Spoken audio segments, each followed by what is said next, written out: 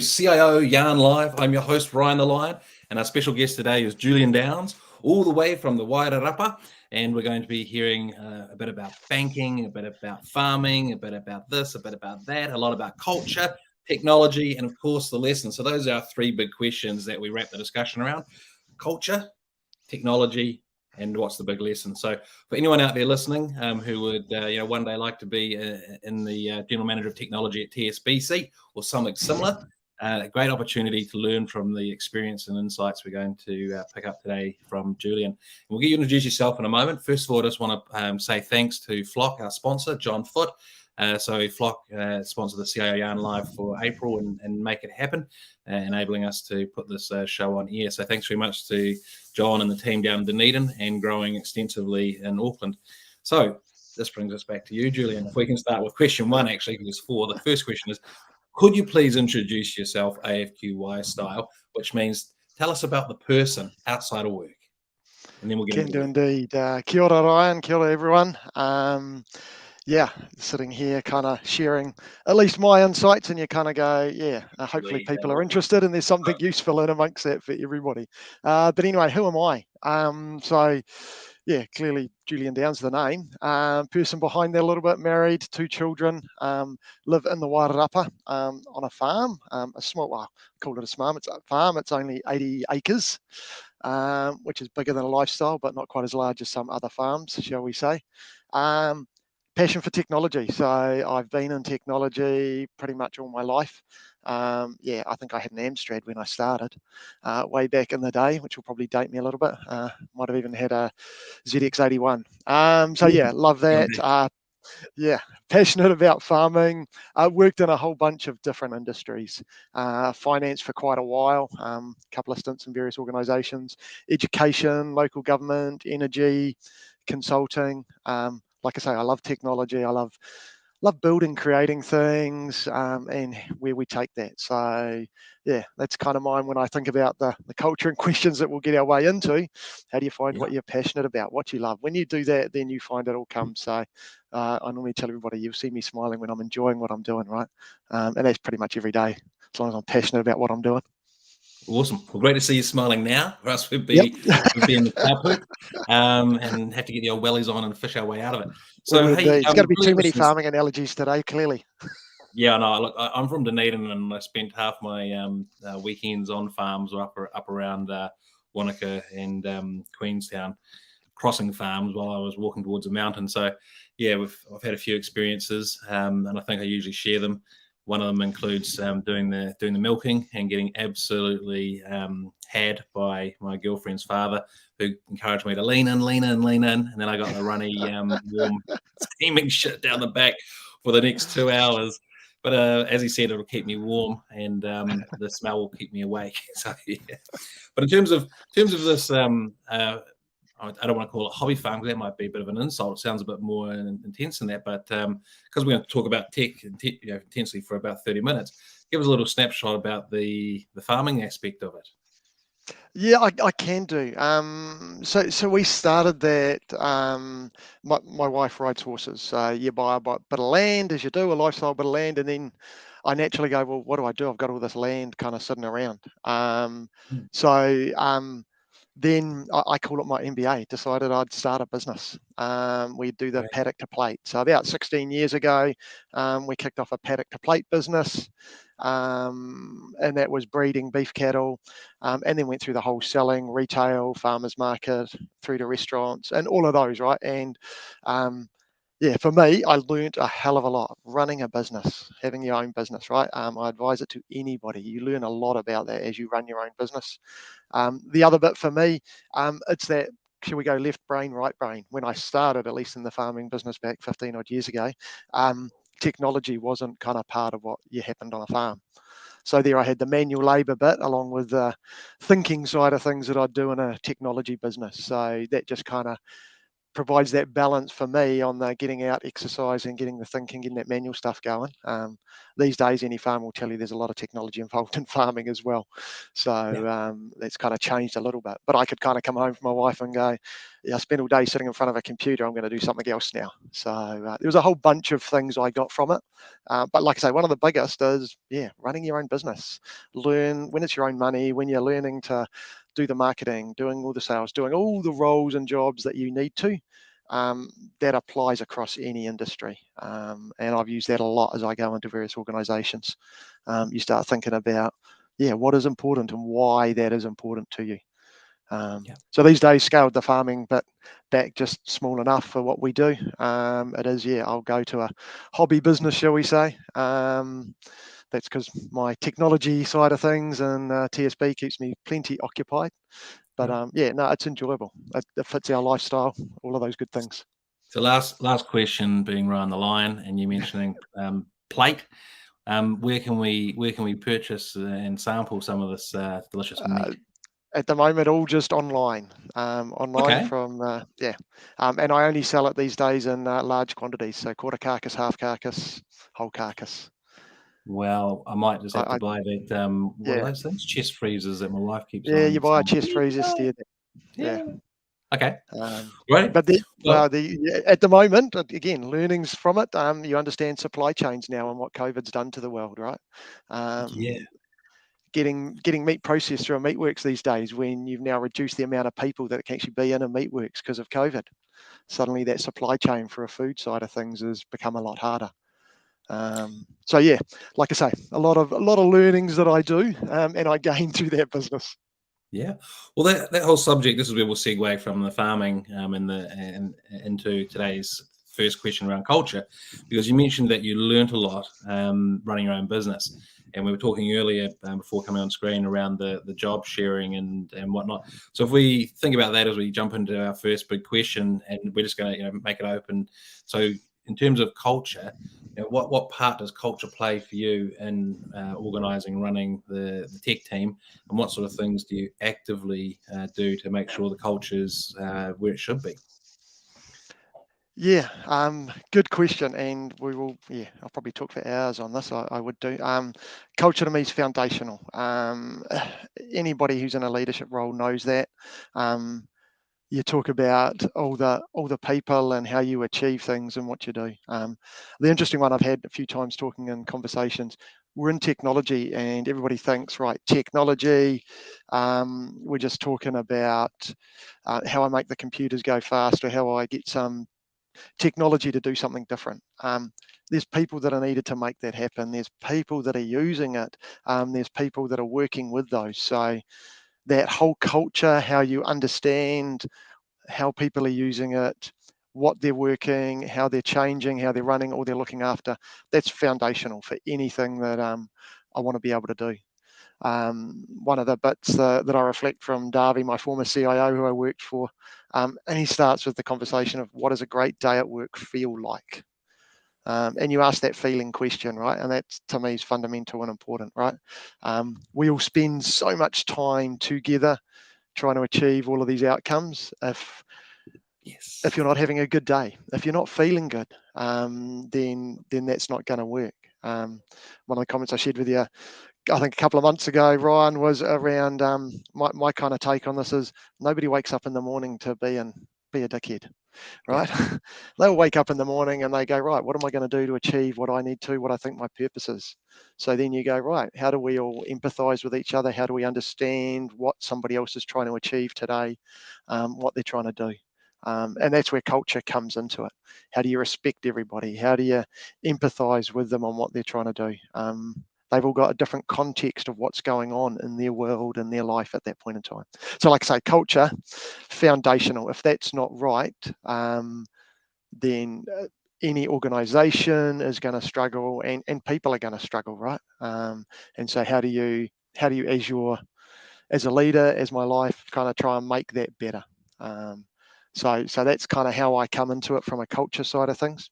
When I think about what do I do in that, I spend a lot of time, I try to, talking with my team about what is the What is our culture? What are our values? What are we trying to achieve? How do I park my title at the door, and have that human contact conversation with them about what's going on, why that is going on.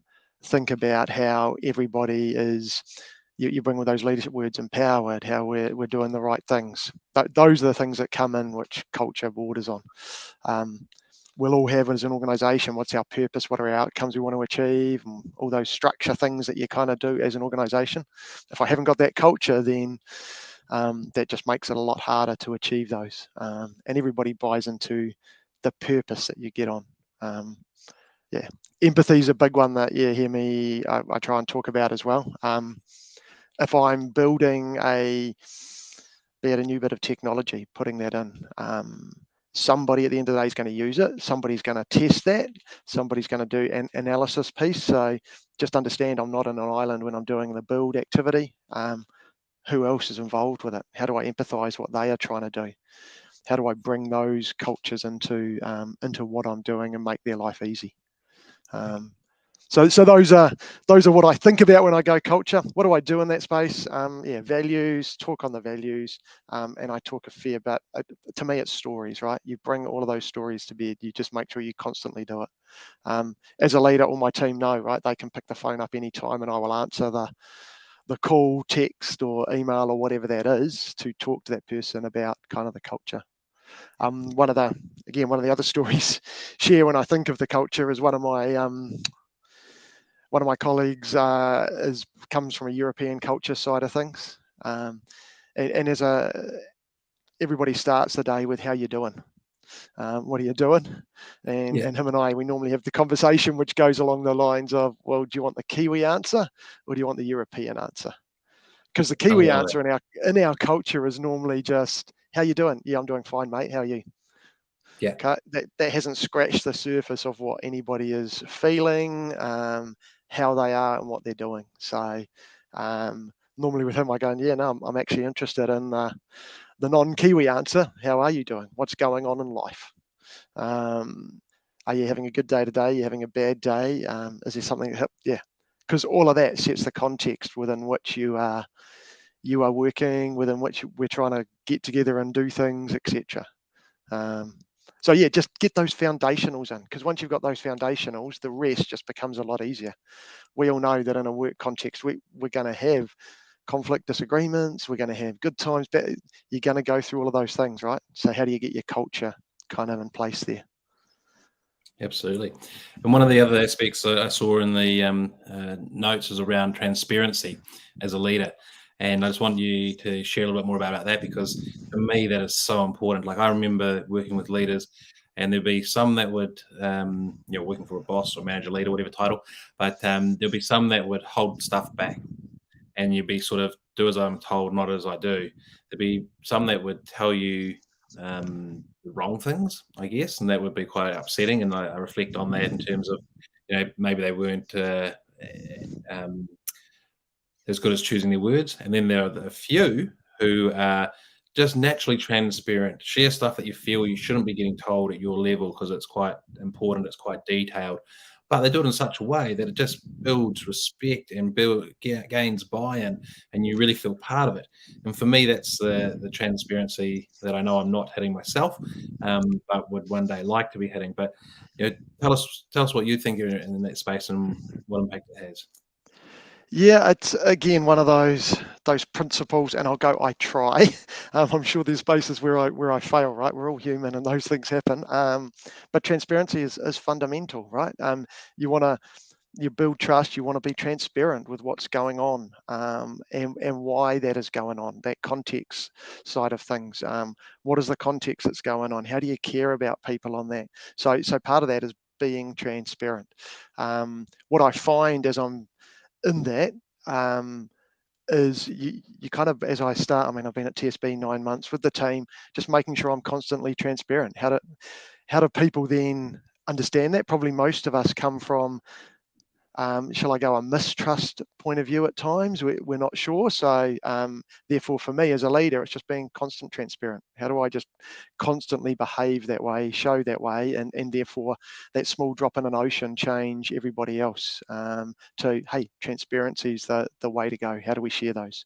I'm in a finance institution as well, right? So security is fundamental to us. So you kind of go, how does transparency counter with that? Yeah, there are things in security side of things. We can't be transparent. We've got to look after, right? But everybody understands those are clear boundaries, right?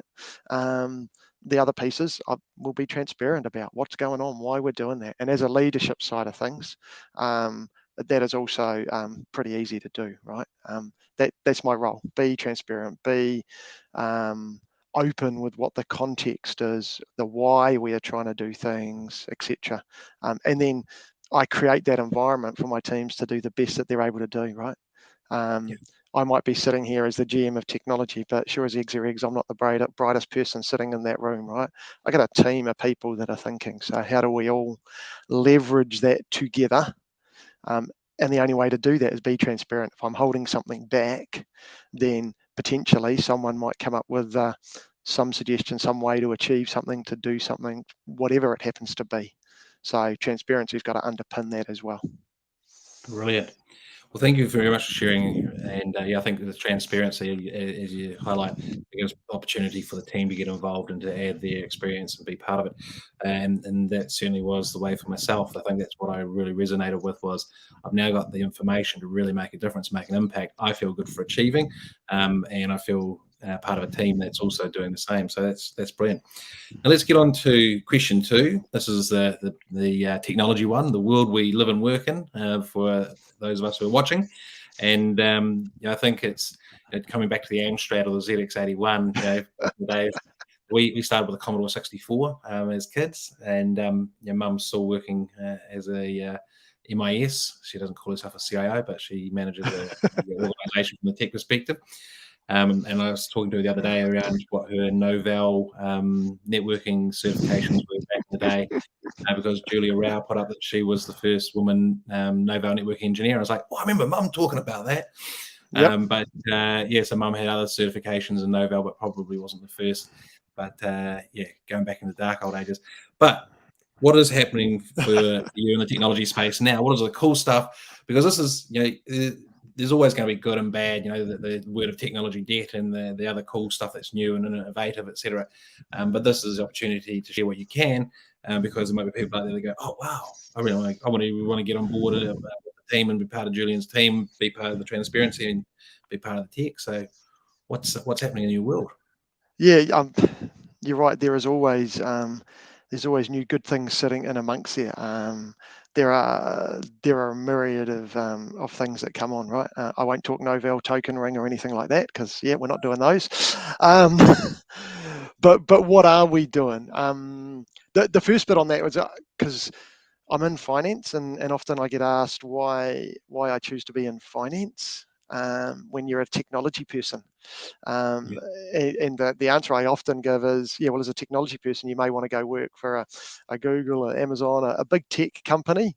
Why finance? So then I come back to the purpose of kind of why finance. And with my team, I talk a lot about, look, when somebody's sitting there paying for their groceries at the supermarket and the system's not working, that's on us, right? So when someone's wanting to buy a house, that's on us. So we kind of influence a lot of things in New Zealand in that finance world. So that's kind of why it's finance. And then I go, right, now, how do I bring all our awesome technology stuff for it? We're doing things like, kind of data center moves to the cloud. They're all good things that everybody's kind of doing. We're a lot on around data, right? Kind of move to a lot more real-time eventing. I know a lot of organizations have got there. We've got a lot more in there. We've done some really cool stuff with Kong and the API side of things, and shifting those forward, which kind of find their way through. The other one that the team's loving at the moment is about to kick off a whole bunch of Chaos Monkey kind of things. And I'm going, we'll just pull the cable out, see what happens. We'll do that in a good, controlled way. What is Chaos Monkey? Is that a product or is that no, Chaos Monkey, is I'd have to go double check again the Wikipedia exactly where it came from, the theory of chaos monkey, but it's in kind of site reliability, that kind of disaster type space, right? So yeah, someone out there will be able to will come and share exactly where it came from. I can't remember, yeah. But in effect, you have a chaos monkey running around in your network, and this is randomly doing stuff, right? So how does this randomly bring a server down?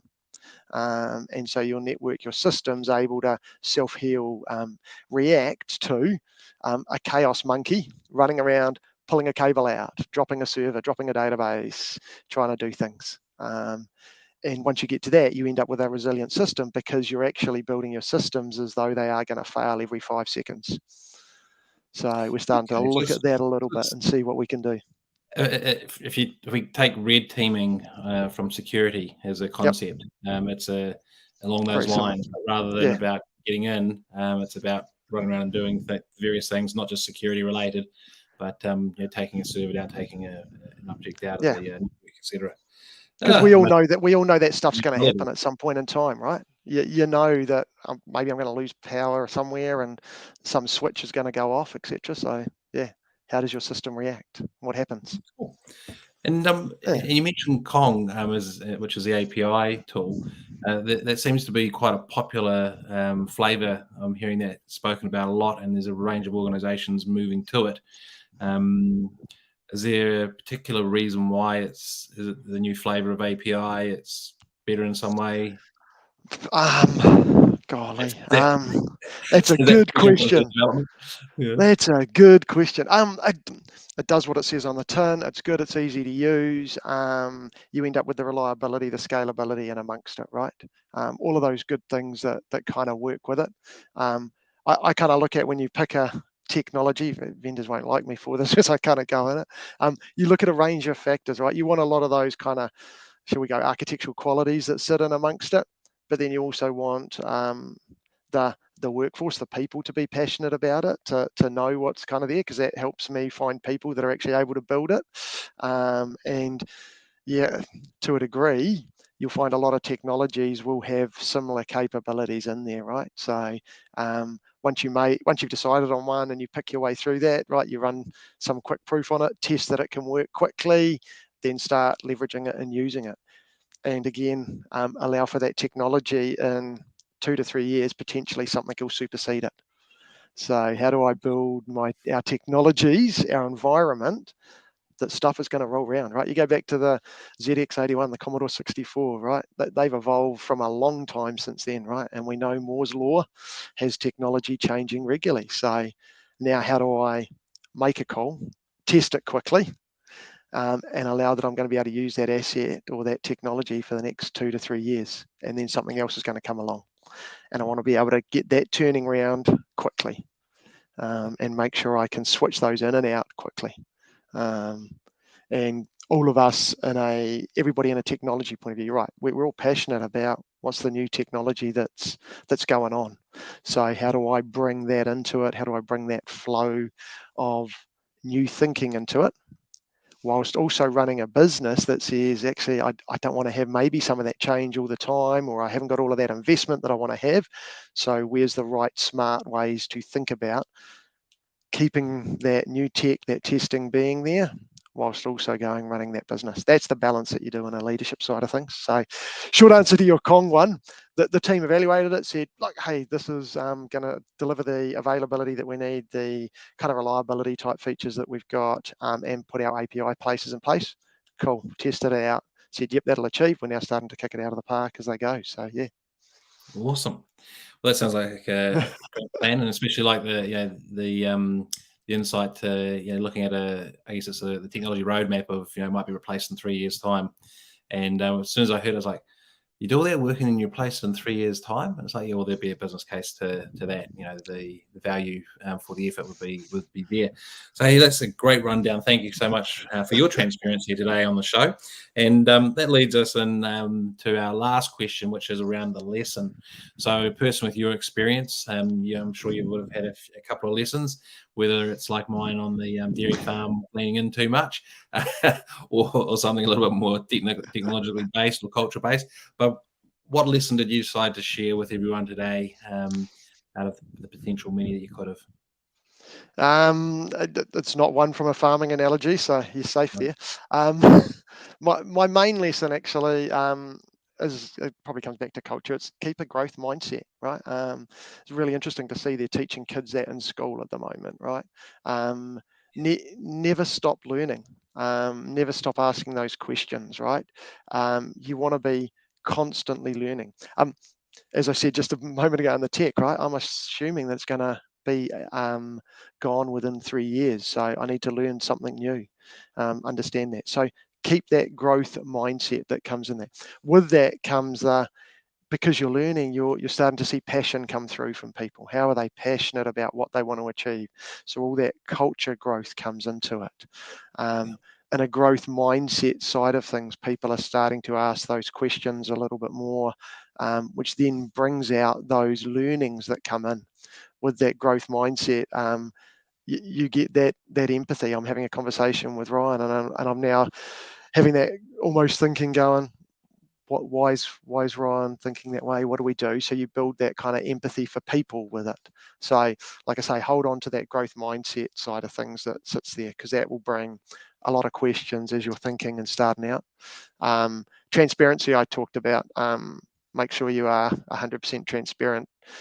Like I say, as you can be. There'll be things like the security where I can't be, but nothing grows in the dark, right? So if you're not sharing it, you're not talking about it, then clearly you don't care about it, and that comes into everything that I think about. If I go back to culture for a second and think about diversity and equality, etc. Right, one of the big learnings I had, I think, came from Dave McLean actually when we were going through at Westpac, that women in technology or women in finance. Okay, if we're not talking about it, we're not being transparent about it, then you're not kind of solving what's a problem there. So how do I think about those things as we come into that kind of diversity and equality piece as well? And you see a lot of that going on. Yeah. And then the final one is, don't be a dick, park your ego. Just go in there with an open, genuine interest with everybody. Everybody's got a context that they've come into for the day, for the week, Yes. for whatever. Understand that. Empathize with them, and just nobody, like I say, wake up to be a dick to you in the morning. They've come in with their context. Maybe there's something going on in their background.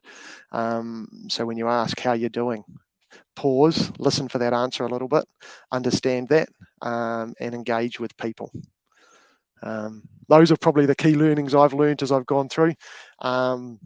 With it, yeah, the interesting bit, kind of none of that was on technology, right? I'm passionate about technology. That's just because I love learning that, right? I talk to people that are wanting to get into technology, and they're like, oh, but I've not learned. And I'm like, well, there are so many things out there that you can now do online to learn technology.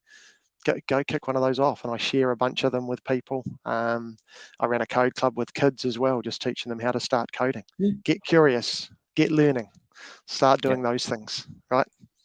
And never forget it, never give it up, right? Well, that's right. We were talking about your Arduino. You mentioned that, and I haven't heard that name for a couple of years. Last time was putting together a water monitoring project for a civil engineering company that, an engineering company that, had to monitor all the water runoff from a roading project.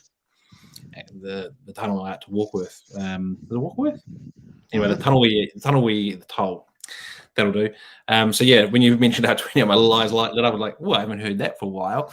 And was thinking about the banking, but that comes back to Code Club, which is really good to hear. I mean, that's definitely passing on some inspiration and effort into the kids, because I'm not really sure, but I think that the kids today could probably still do with more of a tech education than watching YouTube or playing on Facebook or Instagram, and that would help obviously help our industry with the skill shortage we're experiencing at the moment. But, I'll put a plug in there for Minecraft. If you've ever gone into Minecraft, right? My son plays Minecraft a bit, so I started getting into understanding what's in there, and that is, he's learning coding and everything in there, right? You can go into Minecraft for Schools, which has a whole bunch of not only geometrics of building stuff in there, they do science experiments in there, mixing things together. They can do coding in there. on my Raspberry Pi. I stood up a Minecraft server on a Ubuntu thing, took my son through that, and he's standing servers up there. He understands some of the Java principles, etc. All of that stuff just flows through Really? from playing Minecraft. Oh, wow. Yeah. That is impressive.